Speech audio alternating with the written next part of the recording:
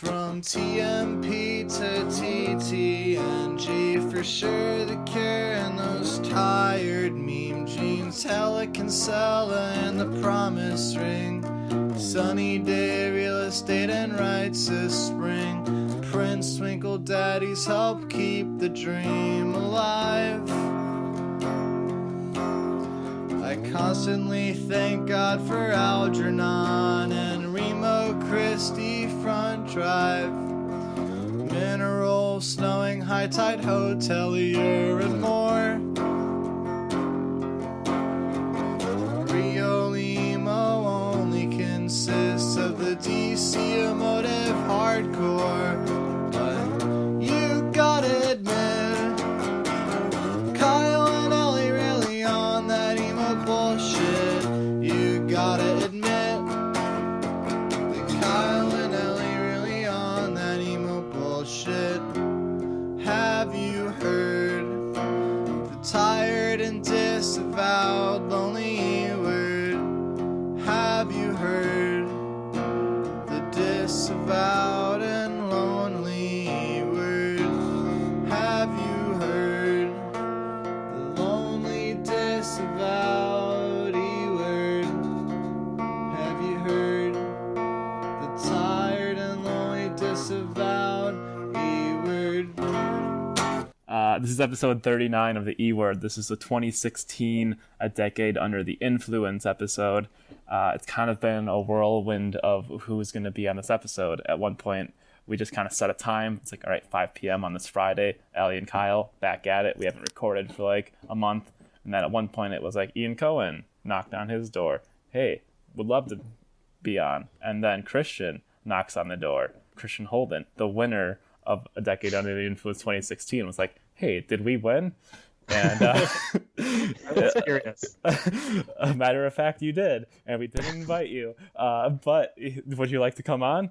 And here we are, back at it with Christian Holden of the Hotelier to talk about 2016, including the big winner, the Hotelier goodness. So Christian, welcome back to the podcast that you helped break into the bigger sphere of emo at this point, because that episode with Home Like No Place Is There was absolutely massive. Sweet. Awesome. I'm glad. What My boss listened to that episode. Oh, really? Yeah. You're welcome. You did a great job of interviewing me, so you did the work as well. Shit. So we're going to talk about 2016, not just goodness. We're going to talk about the rest of 2016, the albums that came out, where were we in 2016, etc. So we're kind of combining those two episodes into one here. But a little bit of catch up. Yeah, it has been over a month since we've recorded. I moved all of a sudden, so that like really kind of shook my life up. And Ellie, you've recorded 2 solo episodes since then. One of them is on the way. Yeah, one of them's on the way. I did an interview with the person who is doing that documentary about, he calls it The Last Scene. It's like that era of late 90s, early 2000s pop punk and emo that kind of served to break it into the mainstream. So I'm working on editing that one. It's coming out. I am very bad at Audacity, as it turns out. I should have just kept working in GarageBand. Me too, and people like to tell me that all the time. But yeah, it's fun. And I finished that series of articles I was writing. I published an article about My Chemical Romance this Monday, and predictably, it is my biggest article I've ever written by like a margin of like 10,000 views. Like, it exploded. And I am taking full credit for the My Chemical Romance reunion. For my next trick, I will bring back Title Fight. Nice. Good. You won't. Yeah. So where can we find those articles, Ellie? You don't need maps.wordpress.com. I also got professionally published for the first time on the Hard Times. I wrote an article about Heart Attack Man. On their non-spoof website. Kind of like how AV Club is like the non-satirical sister site to The Onion. They have a sister site called Hard Noise, which is focused on more serious deep dives. And I analyzed Heart Attack Man and the way that they use humor to kind of build I called it slightly cultish in the the article, but definitely just like a very strong, passionate fan base. Christian, what have you been doing in the past, 2 months? Anything new? I think that I went to camp, the camp that I work at. I did that for the middle of August till the end of September, I think. And then just doing the things I do to make money, which are playing poker and now substitute teaching. Yeah, mostly that. I've also started using, in one of the camp sessions, I took on too many responsibilities on purpose and then tried to start using this app called Trello to organize my time better. And it worked. So I've been overloading my time with, I've been studying math from the beginning, which has been fun. So which means I take notes on, I basically open up a Wikipedia page for multiplication, and then I read the entire page and then take notes as I can about multiplication. It's been fun. And then also different classes I've been taking, one called Learning Creative Learning, which is put on by people at MIT, and then another called Co-op Academy, which is local to Worcester, which is basically how to start a cooperative business. So I've been doing all that. My favorite display of your math so far is the Dunkin' Donuts Munchkins thing. Yep. Yeah, someone I saw a friend in Boston, and he was doing a pedicab, and oh, yeah. I stopped him, and then he was like, "Oh, I've been telling all of my customers about your Dunkin's thing." Dunkin's might have found it because now they've changed all their prices. Oh, slightly. no kidding. Yeah, so I want to redo it and see if they've been brought closer together with regards to, Was it worth all the money that you spent? I could give away the joke, which was that I did not spend. Okay. All of that money. I'll just bleep that. Yeah, you can bleep that and be like, yes, it was. You can leave that. But I just made the spreadsheet to make it seem like I spent $700 on Dunkin' Donuts. Oh, that's my favorite bit of the year still. I have nothing to plug because I have just moved and am trying to rent my other apartment since I moved out of it, and so that's my update. So let's just get into 20. What's that? Well, where did you move to and from? Down the street to 5 minutes closer to work. Oh, cool. And now I have a yard for my dog that you've already heard. So 2016, where were you in 2016? What were you doing and what were you listening to? I think I guess I'll start with, I was working a desk job still in 2016 and listening to all these records. This was the year that I think the end of 2016 is when I started checking out the emo Reddit. So that's where I saw, for example, mom jeans start to blow up and stuff. Or I forgot to look into this, but was this the year that that Jank got canceled? It was. Okay. It was. It Yeah. wasn't the year that they got perma canceled, but it Yes. was the year when they disintegrated. Okay. Yeah. So there was a lot going on in our emo, and I was getting annoyed with it already in 2016. Yeah. I didn't really have that much going on in 2016, so I was listening to all this music and getting really heated online with people about it, basically. 2016, I moved back from Chicago. I got monstrously, comedically dumped, by this person that I really thought I was going to spend the rest of my life with. And I was just miserable and self-destructive, and I entered pretty quick into a relationship that was even worse for me than the prior one, and they kind of sequestered me from being involved in the local scene. And so really my only contact with the world of DIY was through becoming a moderator of our emo, and that obviously was also terrible for my mental health. So 2016 was just a rough year. I'm going through. Well, I forgot to prepare for the prompts. So now I'm trying to think of if I actually listened to anything in 2016 because it's possible I didn't.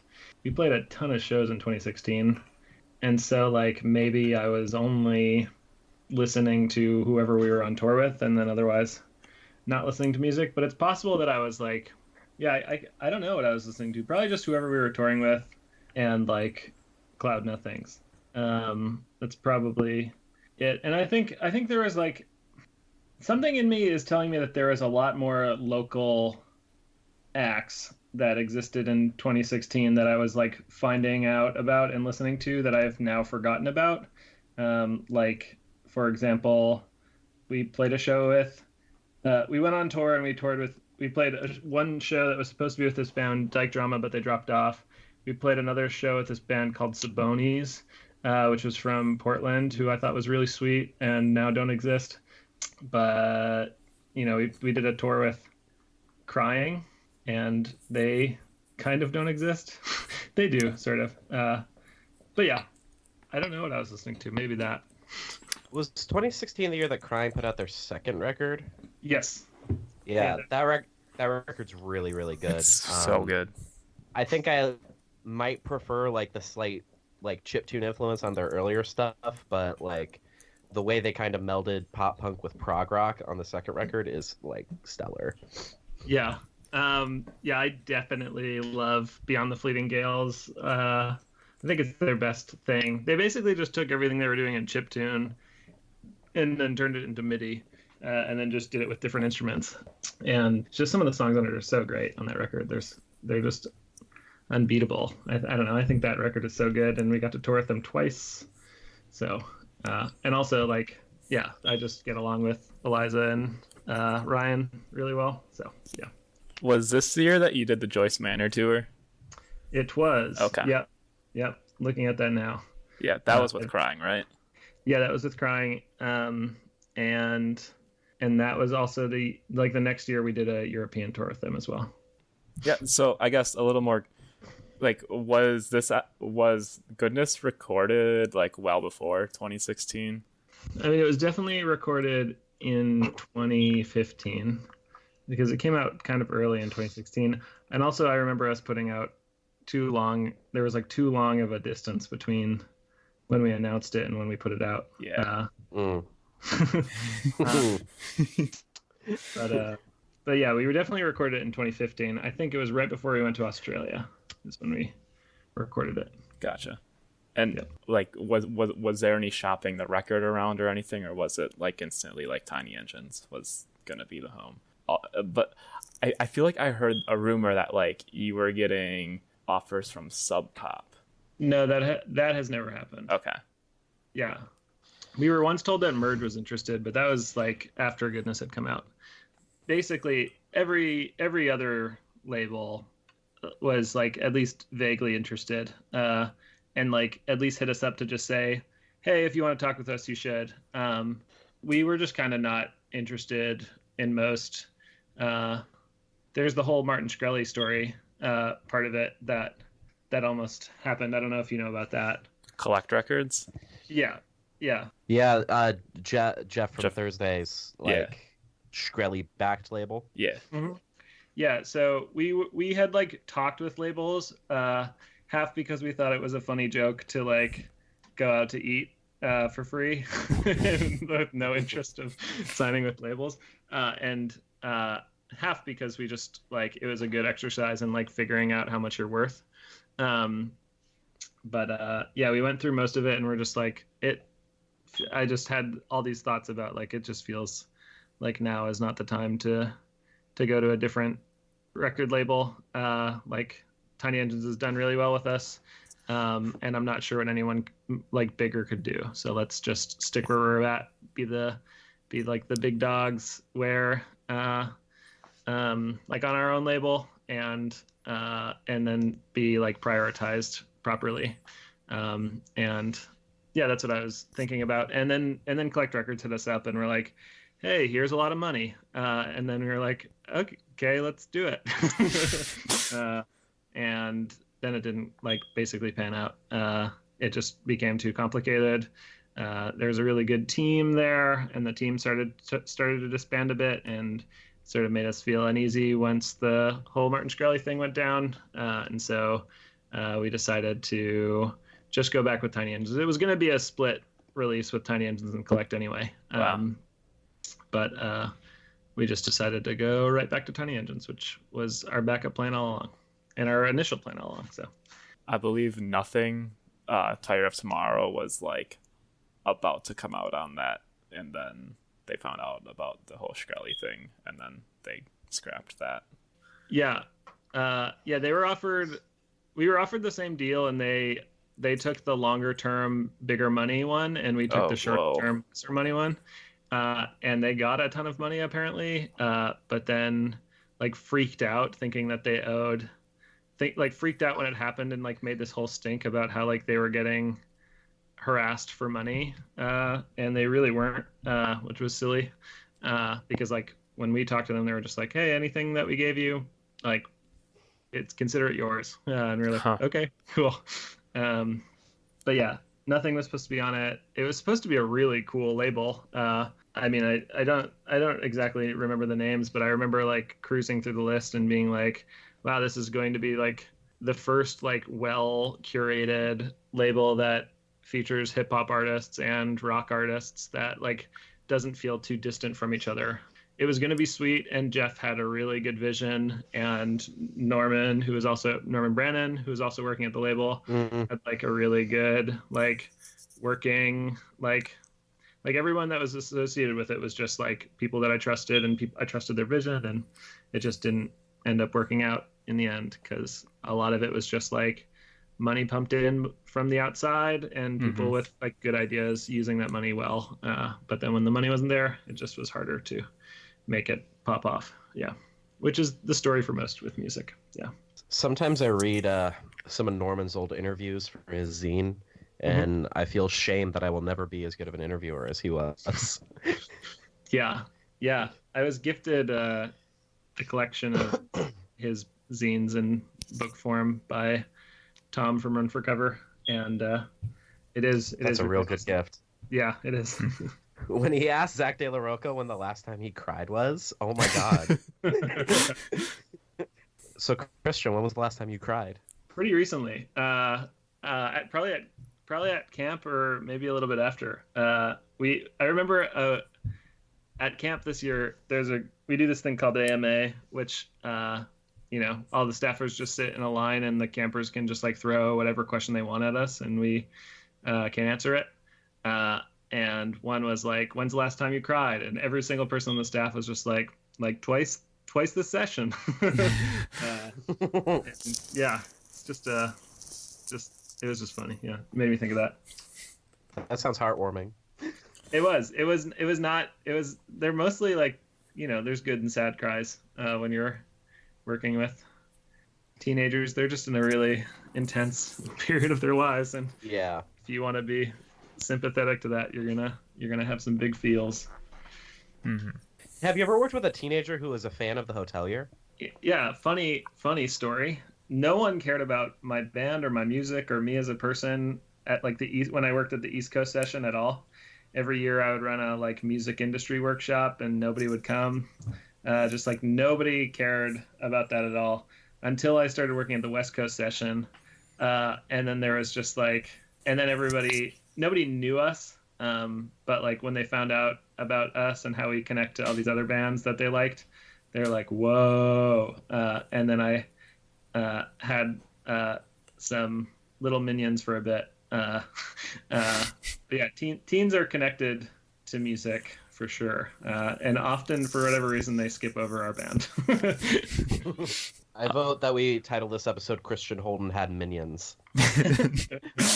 I usually throw in some observations here. I forgot to put a proper note as like add in your own observations. But 2016 was absolutely a massive year for emo, in the right of big releases, big tours, and the beginnings of like a lot of underground labels and bands kind of bubbling up.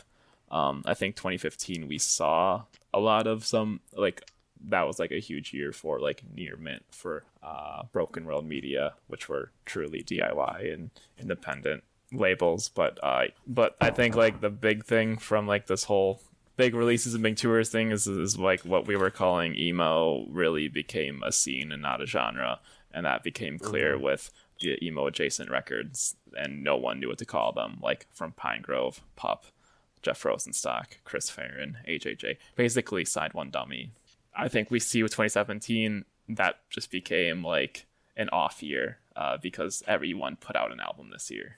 Yeah, I feel like 2016 was the year that I was like, all right, I'm tired of music. And a lot of that, like, I hadn't heard of Near Mint until recently. I like know of Counterintuitive, but have no idea who's on the label. I think that was the year that I was like starting to check out. Well, yeah, I guess I sort of knew some of the people involved. Like when I just checked out Near Mint, I was like, oh, it's those kids. And I know a lot of the people or like I knew Prince Daddy because they like booked us a while ago and like went on tour with some Worcester bands and played in Worcester a bunch. But yeah, it was just interesting because it was like as I was checking out in this sort of new wave of bands like popping up. But going back, I have genres for all of these bands that you say don't have a genre, sort of, not really. But AJJ is definitely folk punk. Yeah, as I know them. Yeah, and Pup was like next level fest rock is what we called it. It was like they just like took the next evolution of orgcore for sure. Yeah, it was like smart orgcore. It's like less beer, but it's still there. Yeah, Pine Grove is alt country. Yeah, but not really. Pine Grove is emo, and emo that's a big fan of pop country, because like a lot of the things that Pine Grove do are like there are some emo bands that you can listen to and you're like, oh, if you just played this, I think I might have brought this up in our interview last time, but like Crying had a thought that was like, you could just play this music with country instruments and it would sound like country. And Pine Grove did that, and we're just actually good at their instruments, so it sounded great. And Jeff Rosenstock, I think, is like clearly straight up punk. It's the closest thing that we have like within the last 5 years to like what punk probably felt like in the 80s. Yeah, that's my personal take on it anyway. So let's talk about Goodness a little bit. All right. Okay. Kyle, what was your angle on this gonna be? I kind of want to talk about what you think 3 years later was kind of misinterpreted or misunderstood about Goodness, because I think when it was coming out, you know, the kids were saying this doesn't sound like home, like No Place Is There, but I feel like journalists were trying to get at it. Mm-hmm. What do you think? It feels, I don't know. I guess I didn't. I really didn't listen to what anyone was saying about Goodness when it was coming out. I feel like, I just knew it was our best work for sure. And then people started not getting it, and I was like, all right, well, not gonna listen to that because it's like the best record I've ever made. So yeah, maybe I didn't listen to it. At least the criticism of it, but so I don't know what's misinterpreted about it, except that like people think that Home Like No Place Is There is a better record, but it's definitely a more important record for like what it did. But Goodness is just full of bangers, so I don't know what they're talking about. I feel like Goodness is kind of like the Hotelier's like post-punk record. I definitely hear like influence from like The Fall and the Swell Maps, and just kind of like I know you name dropped like the books in a lot of interviews, like specifically like Goodness Part 2, the way that kind of like the vocals are laid over this like Spartan drum beat in a way that's like almost dissonant, like the melody just sounds slightly wrong until everything else comes crashing in like halfway through. That just felt like very, very post-punk to me. Yeah, I felt like just I just wanted Home Like No Place Is There sort of like set up this record, and that I could like I like what to me felt adventurous with Home Like No Place Is There, which is just like adding too many words, or taking it into different genre feels at different points, with the same sort of mood or idea. Like that stuff just didn't feel like it was challenging anymore enough. So goodness was just a mixture of a lot of ideas that I had to challenge the listener. And when I mean challenge the listener, I just mean like make sure that they are surprised. So I think surprise is a really important thing to work into your songs, because it's what like trips you into certain emotions that you might not otherwise feel. So I just had to play with a lot of things in order to make people feel surprised after Home. Yeah. Do you think people found the surprises? Yeah. Yeah. Yeah. I mean, I remember I remember the one thing that people were hung up on was the snare for whatever reason, but not, Mm-hmm. but which was stupid. That dude just has loud drums, and I don't think it was even mixed poorly. But anyway, going back, sorry, to your question. Yeah, I mean, part of, I'm sure people heard it and got it. They probably didn't talk about it too much, because like part of writing a record is letting people hear things and not have it be too ham-fisted. But yeah, feels like the people that like goodness really like goodness, and for the reasons that I would want them to like goodness. So yeah, I feel good about it. The thing that I always tell people, or if I have to go to bat for this record, I always say like it's an album full of like payoffs. Like, like Sun has like the whole drone part, and I think it just works perfectly into like the huge climax. And I think I don't know, like I spent like the whole summer just like unpacking this record, and I don't compare it to Home Like No Place Is There, because it's not like that record. Mm-hmm. But yeah, I just kind of pitch it to people as, just stick with it, because it's an album with like payoffs, and it's like clearly not a ham-fisted record. Like nothing is like really spoon-fed to you. Yeah, that's a major aspect of what I was playing with that record. Also, was just like space was something that I was just thinking about a lot. Like, I mean, the main concept of going into the record was when I was writing Home Like No Place Is There, I was really obsessed with things sounding natural, which is why there's a lot of like yelling from off the mic. In the background, when I'm doing background vocals, it's not usually right over the mic. It's like in the same room but backed up, because I had all these ideas about what felt natural. And then when I really just like meditated on the thought of what's natural about music, and I remember I read this zine by this anarcho-primitivist named John Zerzan. He has like That's sick. he has a zine called Tonality and Totality. And I was thinking a lot about music with that in mind going into this record. And I was just like, when I walk around in nature, there's a whole lot of silence, and there's a whole lot of space, and there's not a whole lot of payoff immediately. There's not a whole lot of instant gratification.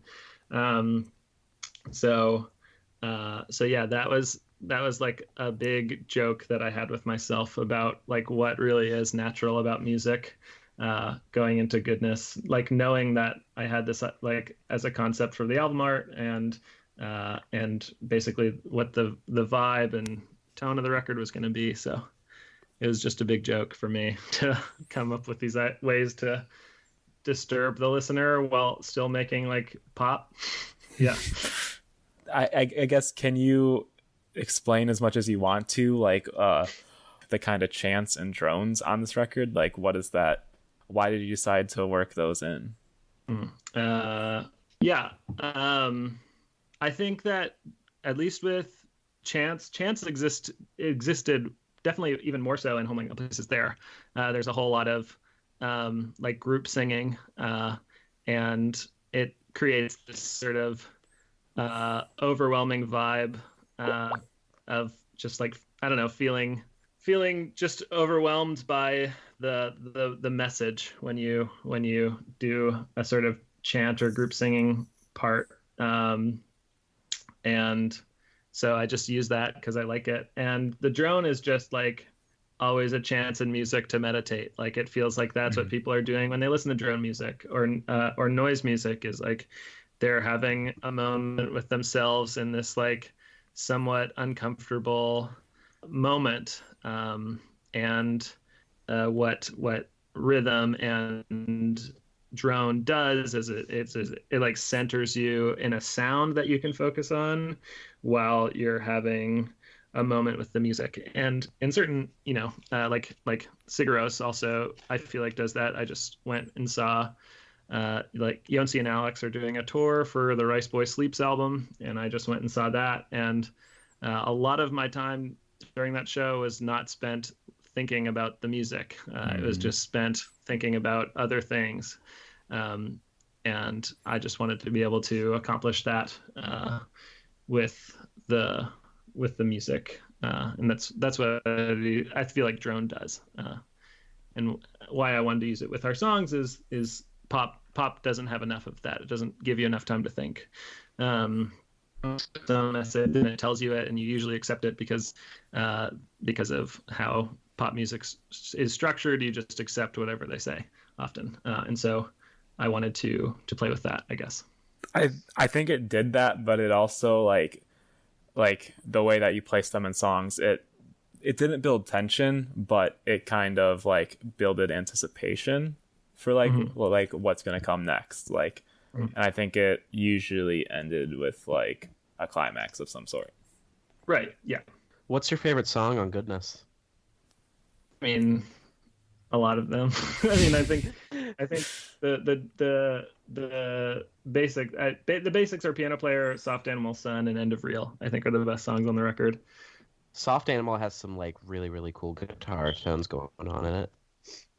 Yeah. You can thank Chris and our engineer Seth at Machines with Magnets.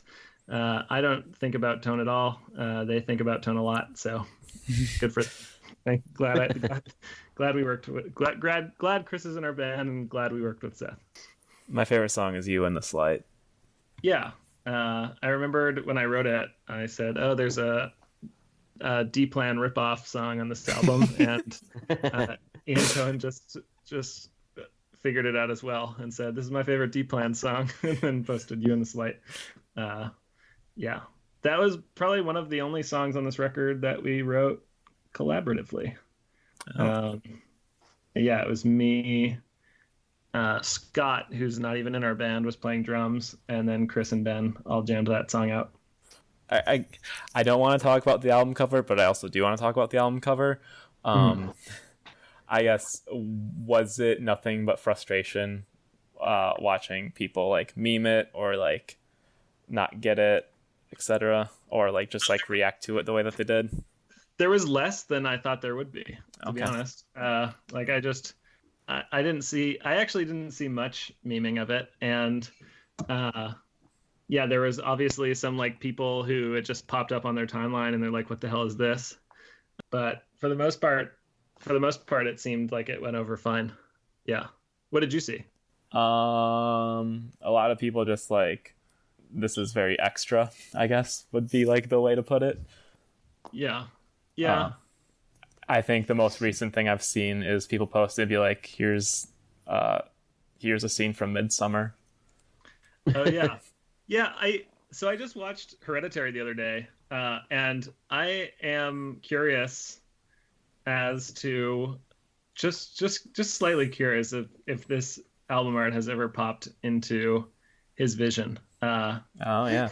because yeah, someone was like, someone put Home Like No Place Is There up and said Hereditary, and then the Goodness album art up and said Midsummer, and I was like, you know what?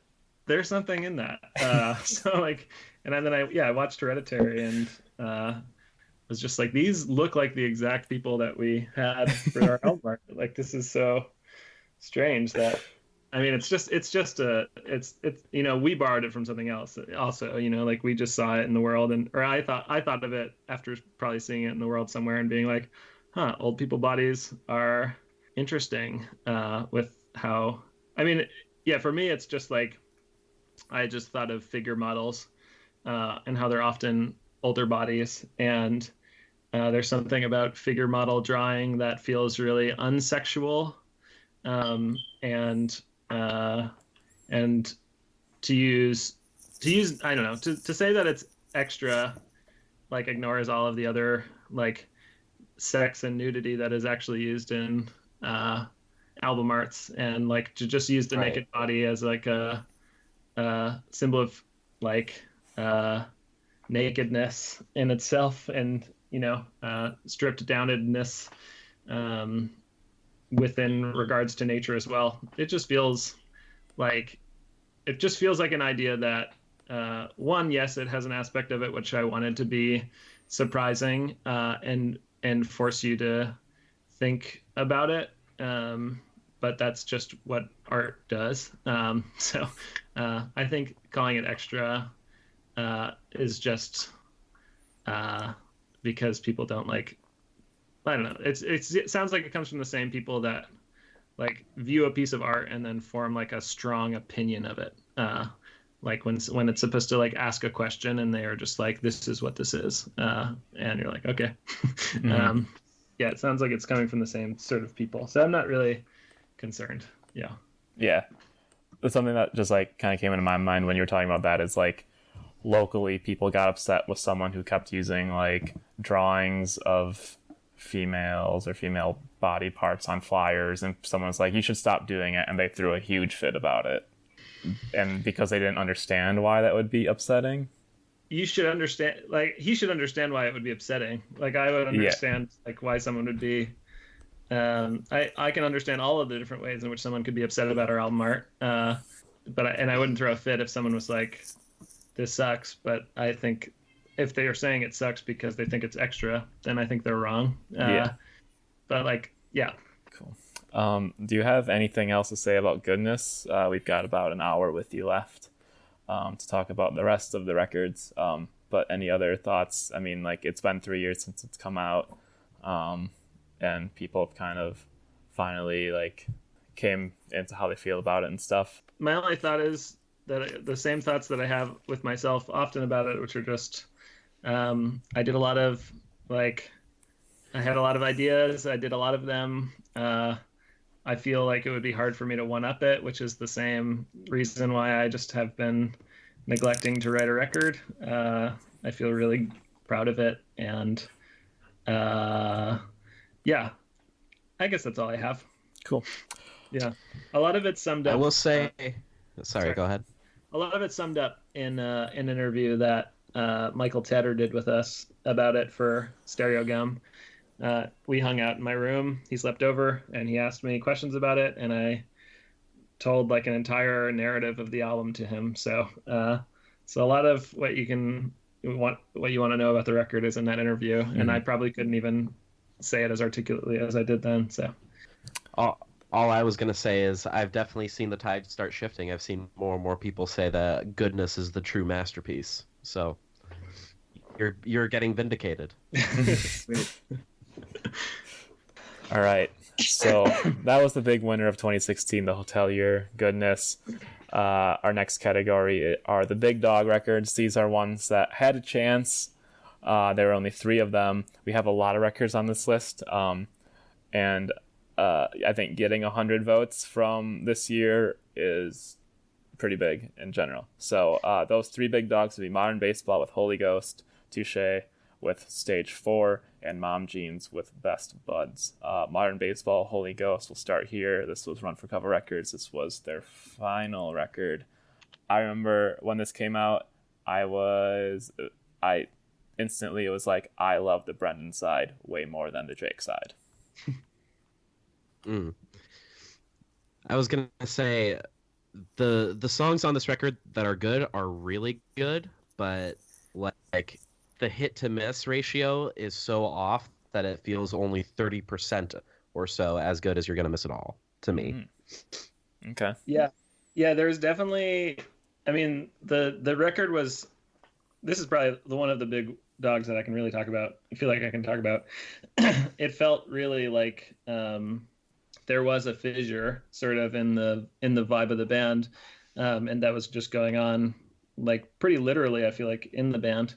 And it was really interesting that that they decided to write it as a Jake half and a Brendan half for that reason. And I wouldn't, a lot of the magic of modern baseball for people was in the times in which that band felt connected as a unit. And Holy Ghost does feel like a standout album in their discography for that reason, I feel like. I think a lot of the reason that the lyrics connected with people on the early records are kind of because of like same reason for the Wonder Years in their early records. The lyrics like kind of detail the banality of the lives that the members were living in this really specific detail, which of course makes it more personal and intimate. But with Holy Ghost, I felt like they started taking a little bit more of like an elliptical or metaphorical approach. And I think the wider response to the record has been that that's actually connected more with people. Cool. I also think that extends like into Slaughter Beach Dog. Yeah. Where it's just it's less direct. Yeah. And so I feel like because of that, they can conjure up like feelings that seem bigger than the story of like going to a party at an apartment and having like the situation fall apart on you. But it just didn't hit me personally. Yeah, it is interesting how that shift happened. Basically, sort of through probably their environment that they were a part of. Like, and Sports came out in 2012, which is wild. But they were just like, at least, they had a house that was hosting the shows in the Philly scene at that time, and a lot of the bands in the Philly scene at that time were like I forget if I used this term last time, but like party emo bands that were that felt like the vibe of Philly was like a band that you would see at a house and that would play at a party, and the straightforwardness of those songs really captured, I feel like, Philly's vibe a bit. And then Holy Ghost was after they'd just been touring with touring bands and emo bands and bands like us and Foxing, and I'm sure that I think they just did feel some animosity towards that, like the kind of lyrics that their fans were vibing to, and like it made them feel like simple people when they were certainly not. Right. Didn't they also put out that documentary around this time? Yep, that was like right leading up to the release or whatever, which was like, Tell me honestly, about that. I don't know anything about that. It kind of detailed the mental health within the band. It was like unflinchingly honest. Yeah, it was. It's honestly tough to watch. Whoa, I never saw this. I think it's still on YouTube. Yeah, you can just kind of like. It's probably on Run for Cover's channel. And I think that more than anything was kind of like really the legacy of that album cycle for this band, because this was when Mobo kind of became like more concretely an advocate for mental health within the scene. And so that was just kind of a tipping point, because like you said, they went from party emo to wanting to talk about something more interior. So they took that approach outside of the band as well on a meta level. Yeah, that was happening a lot at this time. I remember that was the big convo in the music scene. This was also the year that they did the brand new tour, the whole Devil and God tour with the Front Bottoms, which, I mean, like, that was wild to watch, like, two of the biggest bands from the scene open for, like, the tour that everyone wanted, which was the Devil and God tour. That's funny, because both those bands, I think, didn't they both go on tour with Say Anything together as well? Yeah. I know that. So Modern Baseball did like an early tour with the Hotelier, right? Yeah, it was the first industry tour we did.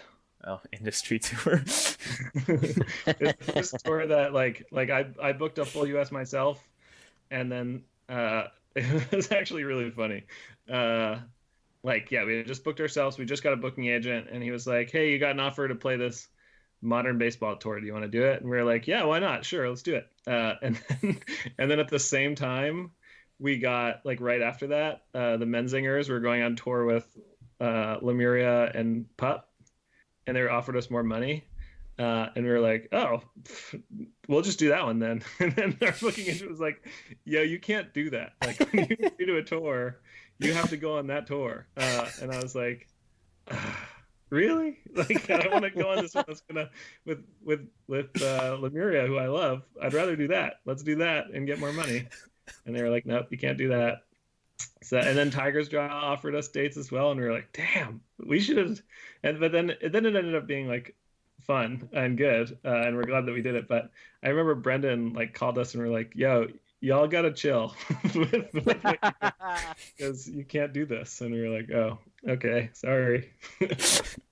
Yeah, we just didn't know what we were doing. That's hysterical. Were you surprised by like how feverish and young the fans were for like modern baseball at that time? No, I think the tour just felt pretty like at the time it just felt like it wasn't as young. It just wasn't at that time. It took a little bit for the fans to get that young. I remember when they went on tour with Foxing and Somos and Crying. That was when I was like, "Oh wow, these are young fans." Gotcha. But I think when we went on tour with them, it still felt like we had the same. It was right when Home came out, so it was just at the peak of like, okay, NPR's talking about emo now. Oh, yeah, exactly. Yeah. I think Mobo did do a lot to kind of bring in like a younger, maybe more pop punk oriented crowd, Mm-hmm. Which is actually a pretty good segue into talking about Mom Jeans, Mm-hmm. because I think they built off that audience for modern baseball. Honestly, like from like a marketing perspective, in like an absolutely ingenious way. But on a musical level, does anyone else want to talk about Best Buds first? Because I would rather not, like, just like. Okay, Best Buds. I think one thing to note is like this came out in like July of 2016, and I don't think many people pressed play on this album until 2017. It was one of those. And I wouldn't say 2017. I would say it happened like, because the first time I ever saw people talking about this record, it was right after Jank had just like imploded, and people were like, "This is the new band that you should listen to." Like that was literally the title of the R emo post. Like now that Jank is done, listen to Mom Jeans. Maybe I can like back it up a little bit to like late 2015, but there was a huge demographic shift that happened in our emo. There was like there for some reason I don't remember what it was, but there was actually like a pretty big influx of new users, and a lot of the old users who were like kind of explicitly communist like just stopped posting. So it was just kind of like this new young like kind of apolitical type of crowd who just were craving like kind of like this party emo type music. And I think that kind of created the perfect storm for a band like Mom Jeans, who sounded a lot like, I wouldn't say a lot like Jank because they weren't anywhere near as like mathy, but they had that same like kind of fun vibe. fun, but also like slackery. Fun but slackery. Like it was sad, but it wasn't sad about being sad. Mm-hmm. You know what I mean? Mm-hmm. Like a stoner comedy from the 90s. It reminds me of like slightly more lighthearted Reality Bites or something. And that was just what people started vibing to. And it was weird to see that happen in real time, even though I can only really articulate it now. Yeah, it's definitely pretty wild to watch in rear view, but it was also like it's so like strange. And like I'm not saying this to like discredit Mom Jeans at all, but like it literally went from like, well, Jank's gone, we have to find a new band. Yeah. and like Yeah, it it was fits insane. so perfect. If it, like it just fits so perfect, and like it makes complete sense. But I mean, that's not to discredit Mom Jeans, because like the songs are very appealing. The whole aesthetic and vibe of the band is very appealing if I were a middle schooler or a high schooler, because like, you know, they have pot leaves on all their merch. It's kind of a badass thing to do when you're that age and stuff. We had a pot leaf shirt that said "Take me to your dealer" once. We actually made them for the Modern Baseball tour because we thought they'd sell better on it. Genius. Now that's ingenious marketing. Yeah. What about the chemtrails shirt? What tour was that for? That was the same tour. Yeah, we were just like, let's fuck. Like we were just like, fuck it, let's make funny shit, and it worked. Yeah. Google chemtrails, right? Yeah. Yeah. Here, I'll even start the diss on Mom Jeans. Number one, it's hard for me to always remember which band sounds like what. Like I thought Mom Jeans. I remembered Mom Jeans sounding like Modern Baseball, and I was just Yeah. they can't do this. Like that's what Modern Baseball does. Like even Modern Baseball sounded like something like, you know, some people compared it to like Say Anything type stuff. But it sounded like its own thing. And I remember listening to Mom Jeans and being like, no, this just sounds like old Modern Baseball. And like in a way, it stole Momo songs on the first EP. yeah. And like, and so it just felt like, I mean, with the context that we just talked about with Holy Ghost, where it just felt like Holy Ghost was attempting to escape the effect of the fans of the, you know, of that vibe. And I was like, you know, I was admirable of that. To like expand as artists, it felt like, yeah, there was like a vacuum created for all these people that just weren't there for it. And then, it did feel like Mom Jeans sort of like, we're just like, well, if you're not going to sell this, then we are in a way. Yeah. And it felt to me unartistic, and it felt frustrating. And that's my interaction with that. And you say that it like filled a void for Jank, and that I was not like paying attention to music. I think when Jank was out, I remember my friend Ruben was in it. But then other than that, I don't know a single Jank song off the top of my head. And but yeah, it felt like for me when I was contextualizing it that I was saying like, oh, like Modern Baseball changed, and so other people have come in to make Modern Baseball music. I'm much happier seeing Ruben in Soul Glow. Yeah. But Mom, sorry to keep harping on like the marketing aspect, but I do think like Mom Jeans are like weirdly geniuses at it. They were really like the first band in our scene who embraced memes as a way of promoting their music and connecting with fans. Like that band's entire internet presence is just shitpost. Yeah. And I think that kind of speaks to maybe like the emptiness of it. Mm-hmm. Because in contrast to Heart Attack Band, who I feel kind of use the humor to kind of like poke at something deeper, the shitpostiness is just kind of the entire Mom Jeans aesthetic. And I don't want to say that like as a band they are like incapable of writing good music, because Best Buds has one really good song, Scott Pilgrim versus My GPA. Everything else just feels like what's happening in emo right now that's popular, and how can we make it more sanded down and accessible? Yeah, I don't know that they actually like have like they're not like the band Real Friends, who are literally marketing people who are in a band and thinking about exactly how they can capture audiences. I don't think that they're doing that. I think that I don't think it's intentional at all. I think it's like it's just instinctual. And I do think the Mom Jeans kids are a little younger than the Real Friends kids. And I think that like marketing yourself on the internet is almost something that comes naturally to people born after like 1992. For sure. Yeah. Honestly, I don't think it's not interesting. Like watching it, I just feel frustrated at like you know, bands that were our peers and being like, wow, this feels special. Like I'm glad to share this with like these peers, and then have it, have it now be this. Yeah, it's just like for a genre that's supposed to feel so genuine, Mhm. they just feel very artificial. Mhm. Or maybe not artificial as much as I feel like I feel like memeing.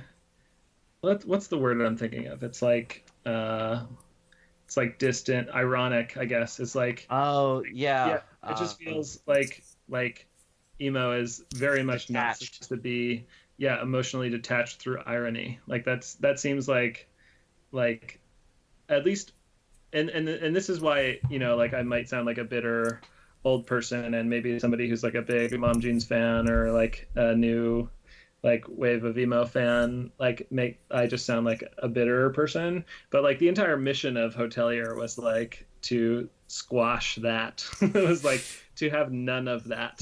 So like, Irony is for suckers. yeah, well, yeah, I just like was dedicated to having, like none irony.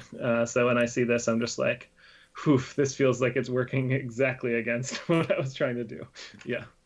I mean, I think you can have irony and ironic detachment like in emo, and because I feel like you can also use that to like juxtapose the more serious emotions and kind of make them hit harder. But Yeah. with Mom Jeans, it just feels like all slack, no tension. Like they're not using it to build tension. It's the whole thing. Yeah. Okay, Touche Amore, stage 4. Not my album of the year this year, but I did say like when this came out that this is the best written album of 2016 because this album is incredible. It's extremely hard to listen to because it's about a mother passing.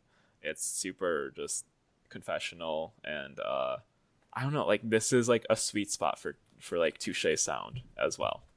Out of all the records on this list, this is the one that feels the most closely connected to Revolution Summer. Like Yeah. the one that feels musically most like OG emo. It's not quite my favorite Touche record, but every time I listen to this record, I feel like I have to like sit with myself for like 15 minutes afterwards, be like just to reprocess it all over again because it feels like my mom died. Like that's how intimate and personal the record is. Mm-hmm. I think something that Jeremy does really well is I feel like he has zero technique with his vocals. So it just feels like this person reaching out of the void to scream his unfiltered emotions at you. I think like that's where like his whole obsession with like screamo comes from, really though. It's like Yeah. how he delivers it. Christian, I'm curious if you have any experience with this record. I have none. This is a genre that I don't honestly know anything about, which is sort of like I think of it as like bassy screamo. Like it's screamo but better produced. I mostly Big only room have. screamo. What did you call it? Big room screamo. Yeah, Big Room Screamo. I haven't listened to too much Big Room Screamo. I listened to La Dispute when we toured with them. I listened to Pianos Become the Teeth because we were supposed to tour with them and didn't. Other than that, like the only screamo that I know sounds like bad. So yeah. The hissy like Fisher Price cassette recording screamo. Yeah, the last new screamo band I listened to was Bon Iver. Oh, that band is so sick though. Yeah. Did you ever listen to Republic of Dreams? I think Bon Iver did a split with them. I have not. No. You should check that band out. Like it's just like very like metallic heavy screamo. Cool. So Just Touche Records tops. so I believe it. I respect all those bands for sure. Yeah. So this is like the record that like NPR wrote about kind of and like everyone was writing about, maybe got best new music or something. And they're kind of at the same point where maybe you are, Christian, where like they don't know what to do next. And Jeremy, I think was also on Better Yet, was like, I'm talking with Epitaph and I'm like, I feel nervous to like make another record because everyone likes this one and stuff and they just don't know where to go with it. So Huh. I think maybe because musically, it is their easiest to digest record yet. Like lyrically, it's very challenging, but on like a sheer musical level, it's a lot more pleasant than, To the Beat of a Dead Horse. But it's also like one step further from Is Survived By. It's a very natural transition from that record, which is like a very soft record for them. Yeah. But these songs hit live for sure. Should we go to our Only Medium-Sized Dog record? Yes. Okay, this one had 50 votes, and everything else below it was just like 20, if even 20. So the only medium-sized dog record we have is Prince Daddy and the Hyena, and I Thought You Didn't Even Like Leaving, which is their only full length until this year. This record in 2016 was, there was some Twitter talk about it, but this record in 2019 is like, I thought this album might have won. Yeah, this album's like almost ascended to the stuff of legend. And weirdly enough, like Cosmic Thrill Seekers has even more hype behind it. Yeah. So they're in for a rough ride with their third record having to live up to both of them. I think I Thought You Didn't Even Like Leaving is a really, really fucking good record. Lyrically, I think it's a bit smarter than Cosmic Thrill Seekers, but just on like a pop songwriting level, Green Day level. Yes. I forgot to take my meds today, and Clever Girl are the high watermarks for me personally. If like people want to say like, hey, if you like Weezer, you should check out Ozma. I mean, Prince Daddy's a better fit than Ozma for some cases. Like, dude, like, I don't know. This record is because they got the heaviest fuck guitar tone with like the really sticky melodies. Yeah, and they have like a real lead guitar player too, like not someone who's just duplicating the other guitar. It's like Cheap Trick filtered through like almost entombed like guitar tone. Does that make sense? I guess. Yeah. I think anyone who listens to this podcast has definitely heard this record, and loves it. Christian, do you know much Prince Daddy? So like we have deep history with Prince Daddy, and thus like, despite when they made their band, and all of us were just like, is that really what they're gonna call their name? We were like, I had always like, Corey used to run shows at his parents' house, Ice House, right? At the Ice House, which we thought had to be a drug front because it was like a really nice house with a basketball hoop in the living room, like on the wall. And in the backyard was like a smart car that was like wrapped in advertisement for Kick-Ass vacuums or something like that. And I was like, how the fuck do you have this house off kickassvacuums.com? Like, the people that buy vacuums aren't generally just going to go to kickassvacuums.com or whatever it is. So I was really confused. Anyway, the shows were great. We played there once with Little Big League. We played there. I think we might have played there twice. It's all a blur. But I had always like super rooted for Prince Daddy, and when they were just starting, they played a ton in Worcester and toured with his band from here.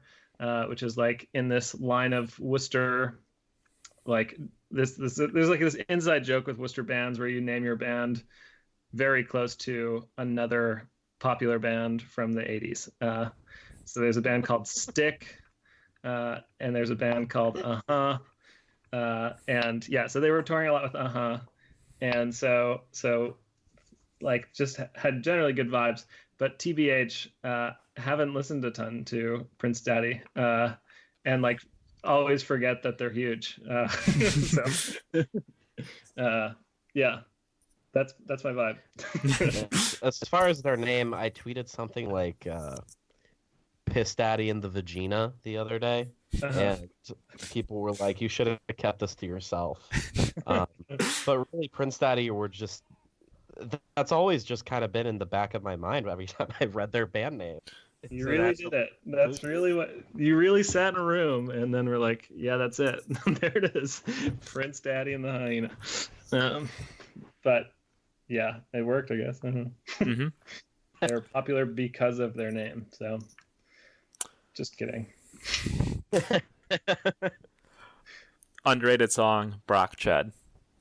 They have a shirt that has a tab to one of their songs on it. Yes. And I remember we were playing in Rochester and someone had it on, and I was like, "What's that?" And they're like, "Oh, it's the Prince Daddy riff. Don't you know the Prince? Do you know the song that it's for?" No idea. I think it's "I Forgot to Take My Meds Today."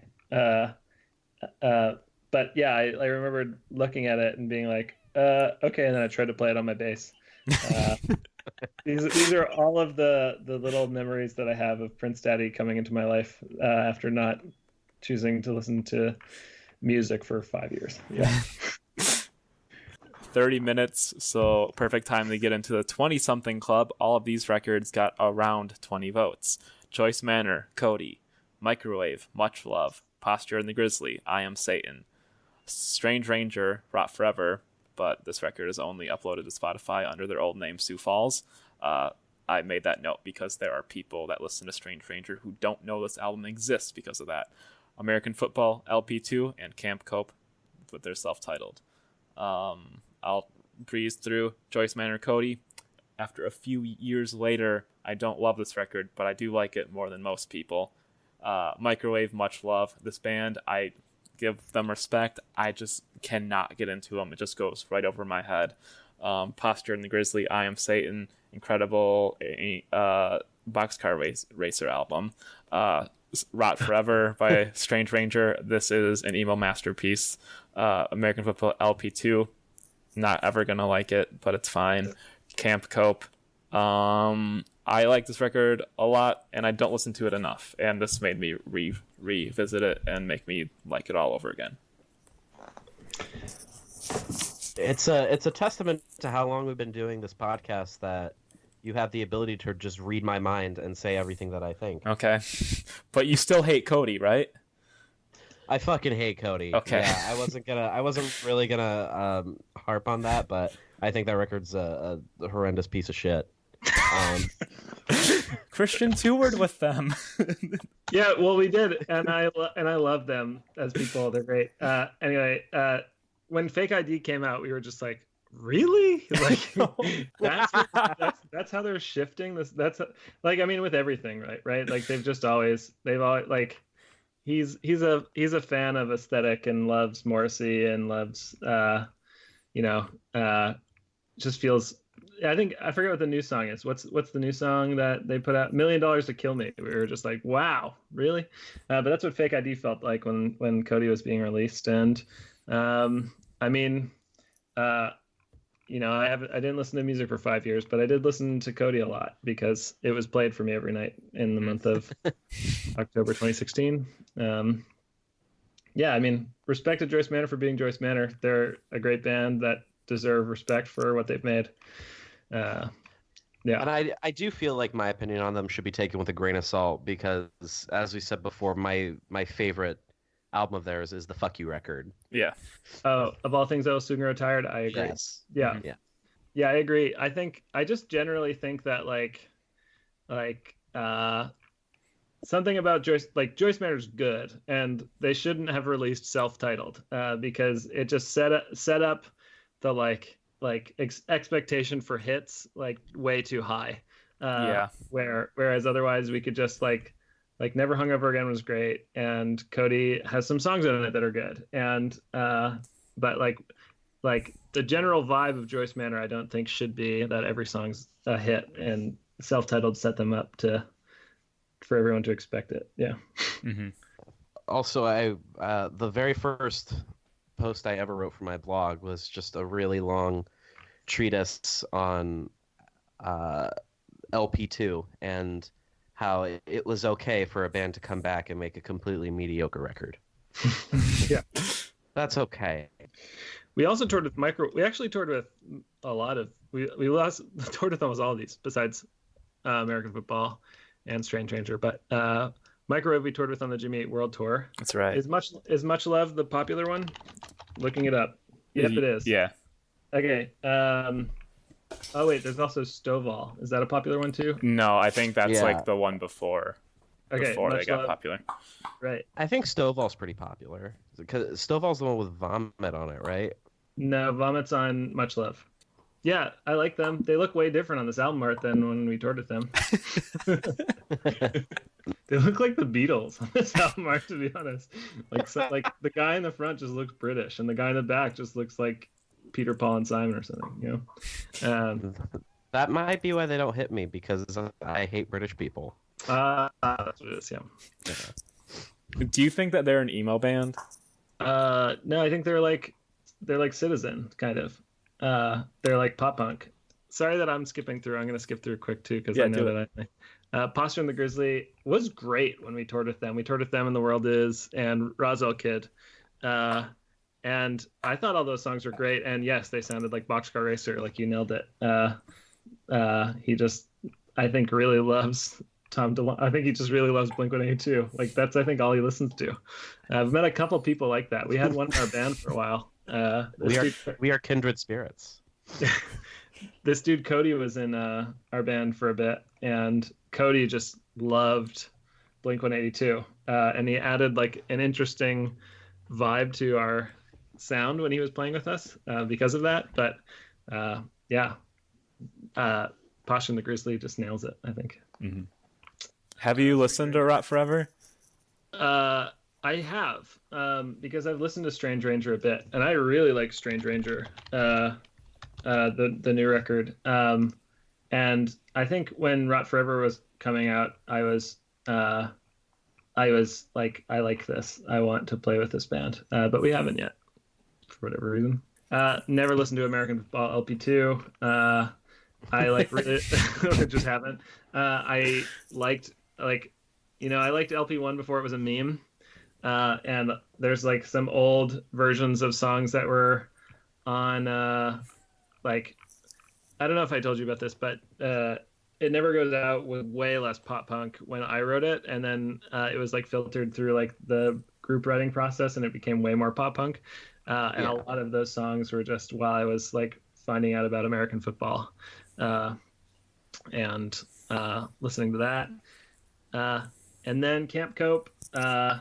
We toured with Camp Cope before they had any recorded material in Australia, and we all really loved them and had a ton of fun touring with them because they're like super funny and sweet people. And I never really, I guess I never really captured the scope of how big they got because again I didn't listen to music for 5 years, and I followed them and I realized that they were getting big, but I didn't realize how big they were getting until I just saw them recently when they played. They were playing with Oceanator, and my friend Tony plays drums in Oceanator, or bass in Oceanator, I forget. But yeah. I think Jeff Rosenstock did a tour in Australia, like maybe it was Antarctica Vespucci or something, but like Camp Cope was like properly on the entire tour, and I think that was a big push for them, was Jeff being like, this is the best band in the world and stuff.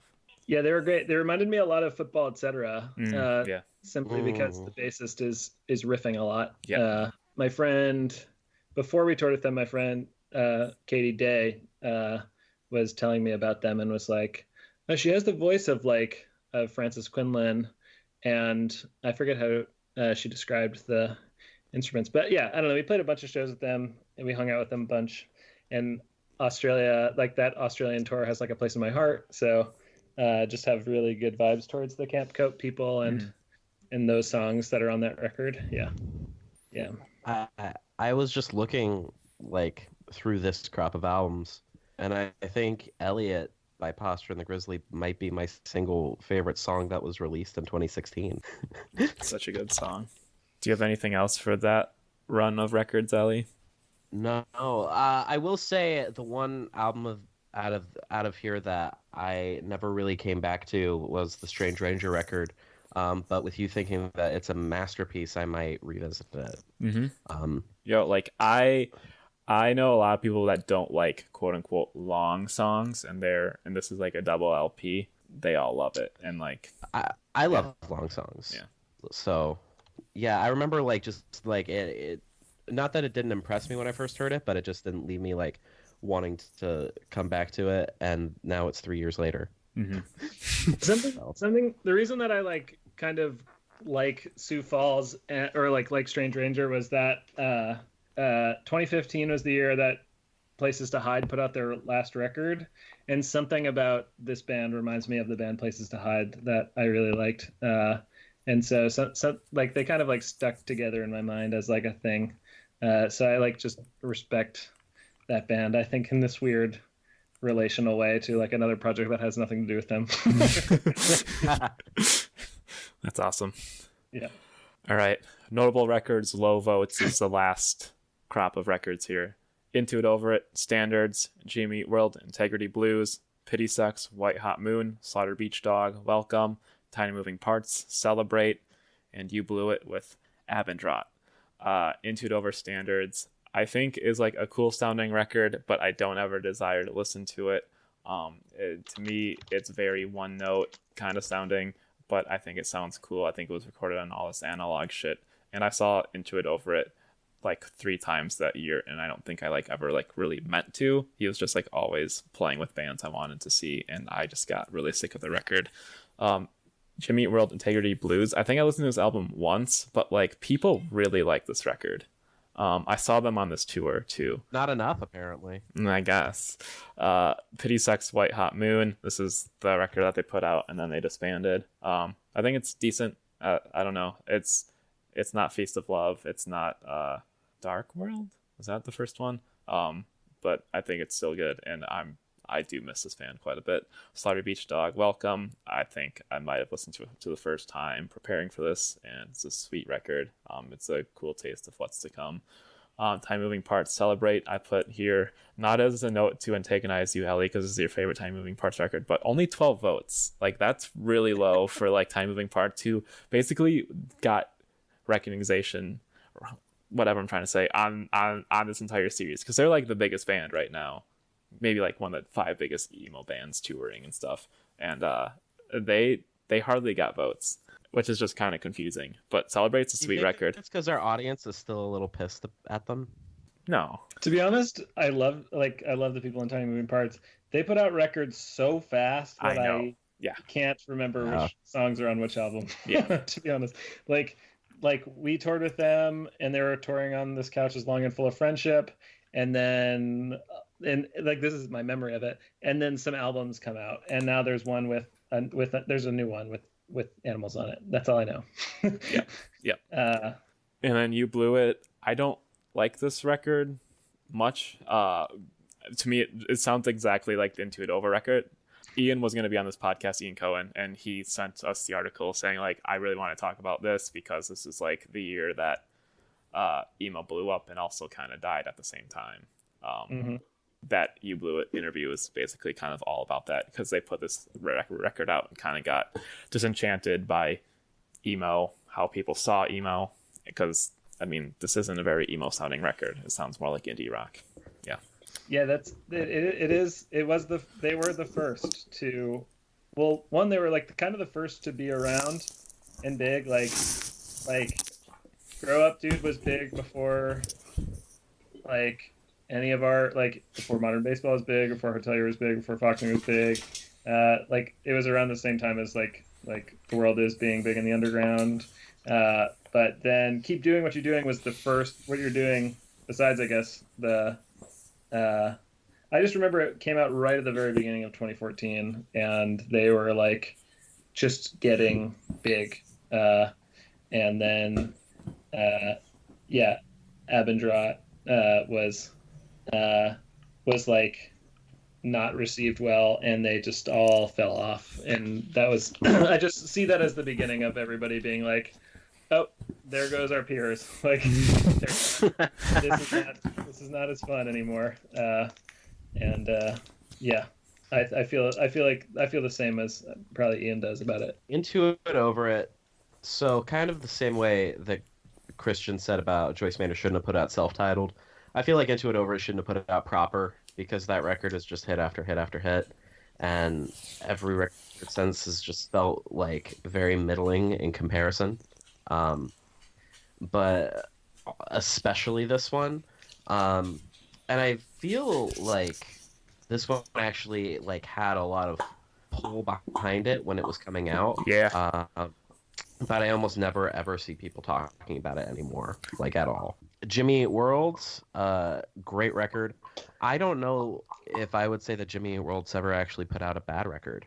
Um, Ever since Bleed American, they've kind of had like this format as uh, put together really glistening pop melodies with like rock dude drumming, and it works really well for them. No issues. Pity Sex. I feel like this band should be more of my thing than they are. And I do like Feast of Love, but it just kind of falls into a bucket that I don't really want to come back to very often. Slaughter Beach Dog, Welcome. I think Slaughter Beach Dog is bad, personally. Oh. The only Slaughter Beach Dog song that I like at all is Your Cat. And that was cemented for me when I saw him live and almost fell asleep while he was performing. He seems like a cool dude though. Like the stuff he said in between songs was cool. So no issues. So go with for the Jacob's banter. Yeah, just don't dig his band. Tiny Moving Parts Celebrate. This is by far my favorite Tiny Moving Parts record because, like I said, I think the last time we brought this up, I think the pop songwriting is just here on this record the best it's ever been in their career. Like being able to like have like the technicality of the riffs match up to like just sweet, straightforward pop songs. I love it. And I was looking through the track list and like all 10 of these tracks would make up like my personal Tiny Moving Parts greatest hits album. Like, it would just be Celebrate and nothing else. And You Blew It, Avondra, I don't like it. So this round of records is generally not for me. I think Avondra, it just like really leans into emo as indie rock or indie rock masquerading as emo, and as you know, that's kind of like where I fall off the genre. Word. I'll go through mine. Into It Over Its Standards. Me and Evan played an acoustic show with Pyle. Whoa. At UNH, University of New Hampshire. And then we stayed up late, and I showed him Goodness, and he showed me Standards.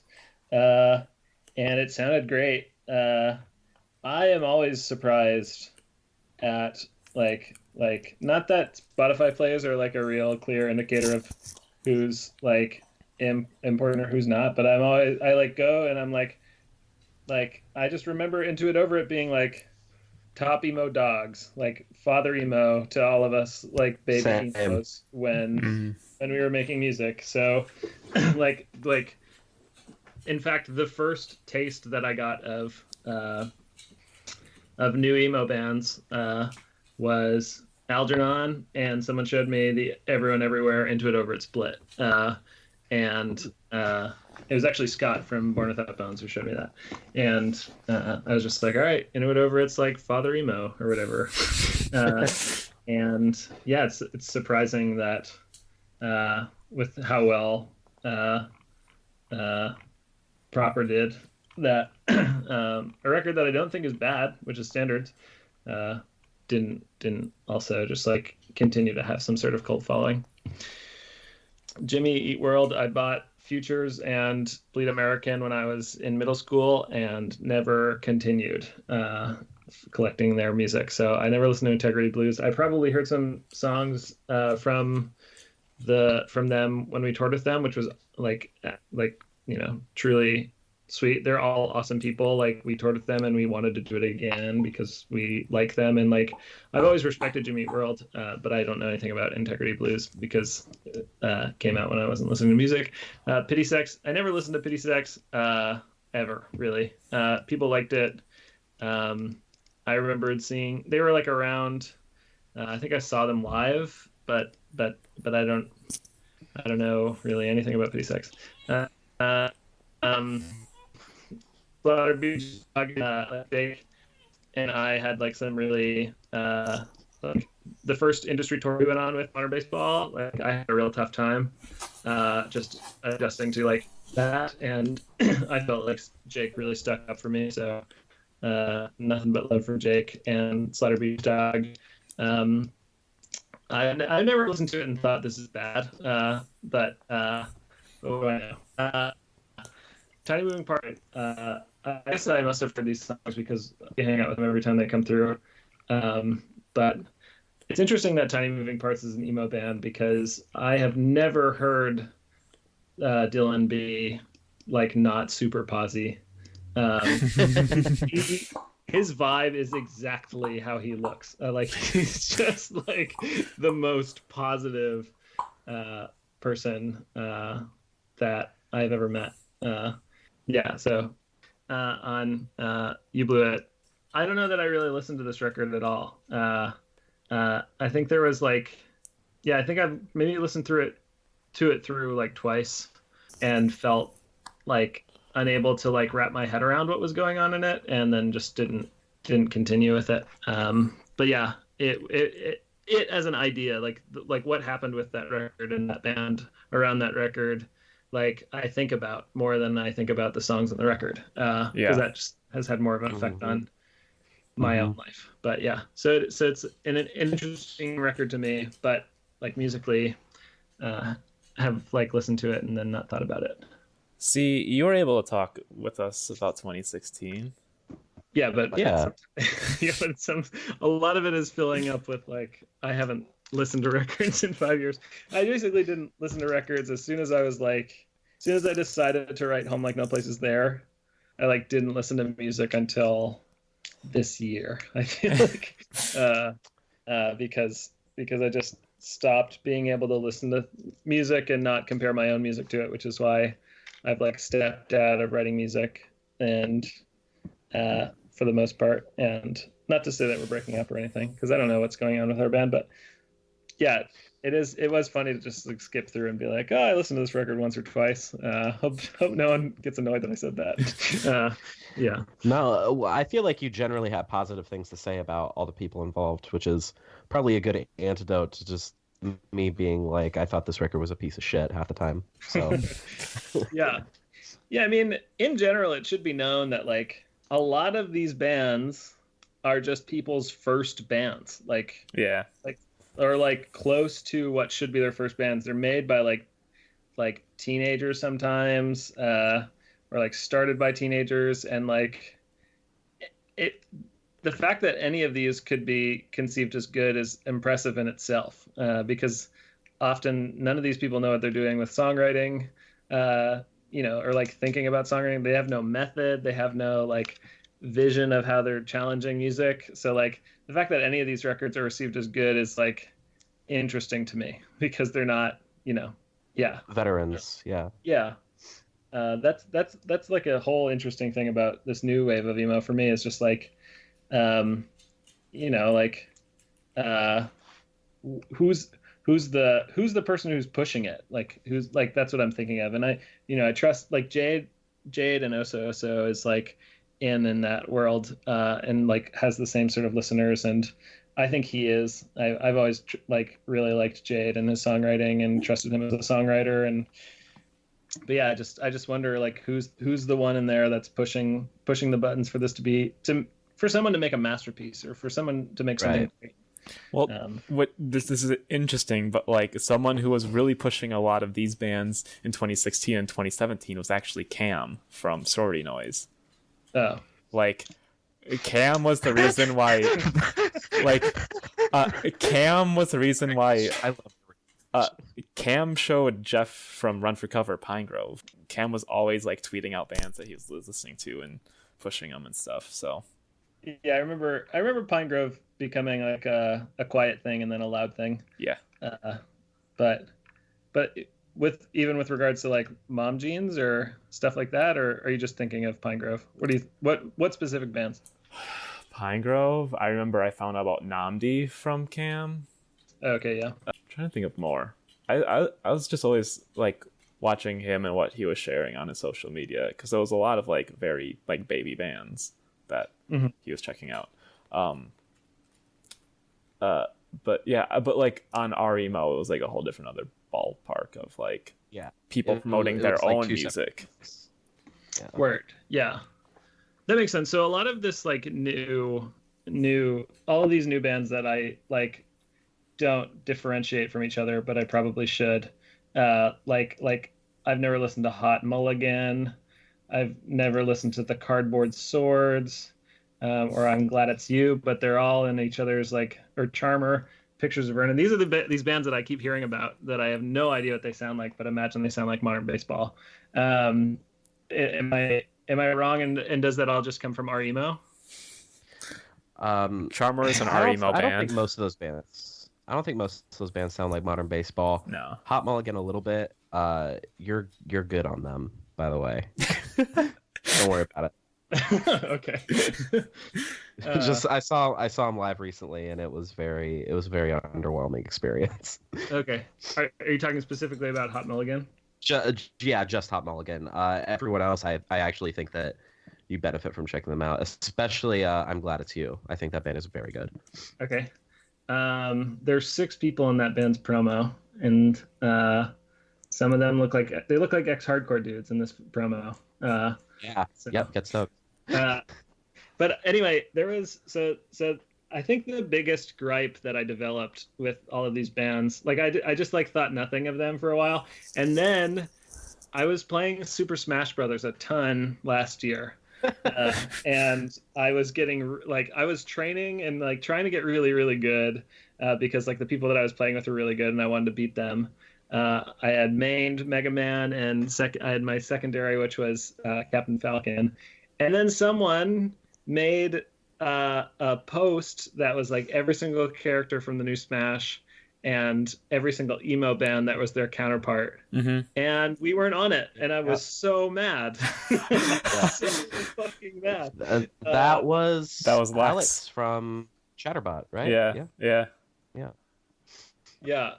I was just like, this is all I think about right now is playing this game, and like this is all of like so much of what what I'm known for in the world is emo, and these two things are lining up and I'm left out, and that's actually why I'm retiring from music. Because like you could have just so easily made us Duck Hunt. Like it's made the most sense in the entire world for us to be Duck Hunt, and yet you dropped the ball.